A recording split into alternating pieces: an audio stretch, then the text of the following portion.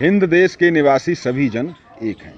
और इस कविता का संदेश ये है कि हमारे भारत में विभिन्न संस्कृति, विभिन्न वेशभूषा, विभिन्न खान पान, विभिन्न रहन सहन, अलग अलग रहन सहन, फिर भी हम सब कौन हैं?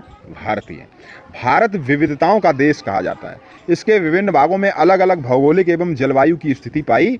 जलवायु भी अलग अलग है, कहीं काफ़ी बारिश होती तो कहीं पर सूखा है। दक्षिण भारत का पठारी क्षेत्र विश्व की प्राचीनतम कठोर चट्टानों द्वारा निर्मित है। वहीं उत्तर में विश्व का नवीनतम एवं सबसे ऊंचा, देखिए दक्षिण भारत जो है साउथ इंडिया, उसकी जो चट्टान है वो विश्व में सबसे पुरानी है, और जो हमारा उत्तर भारत है हिमालय पर्वत वो सबसे नया है। ठीक है। दूसरा, चेरापूंजी और मौसिन राम में जहाँ सबसे ज़्यादा वर्षा होती है, वहीं राजस्थान में कम बारिश यानी कि शुष्क मरुस्थल है। कहाँ? भारत में ही। तो देखिए कहीं बारिश होती है अच्छी खासी और कहीं लोग सूखे का सामना करते हैं।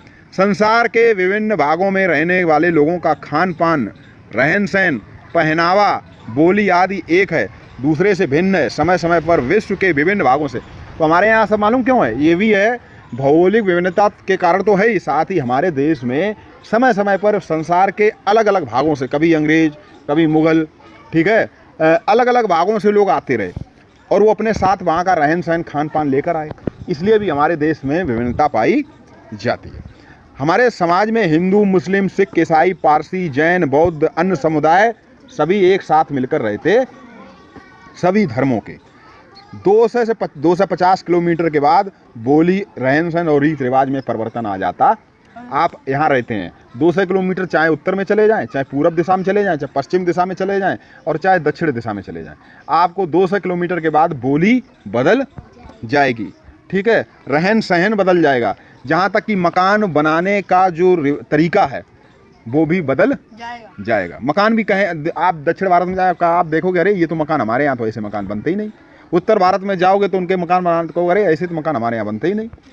हमारे प्रदेश में मुख्यतः हिंदी भाषा बोली जाती। कहाँ? उत्तर प्रदेश में। अवधी, व्रज, भोजपुरी, बुंदेलखंडी आदि आंचलिक बोलियाँ भी बोली जाती। वहीं पूरे देश में विभिन्न प्रकार की भाषाएं हैं। हमारे यहाँ बोलियाँ और भाषाएं बदल जाती। राष्ट्रभाषा हमारी हिंदी है, लेकिन अन्य अलग अलग प्रदेशों में अलग अलग भाषा, जैसे महाराष्ट्र में मराठी भाषा बोली जाती, कर्नाटक में कन्नड़ भाषा बोली जाती, तमिलनाडु में तमिल भाषा बोली जाती है, ठीक है, कहीं कोंकणी भाषा बोली जाती है। तो भाषाओं में भी परिवर्तन आ जाता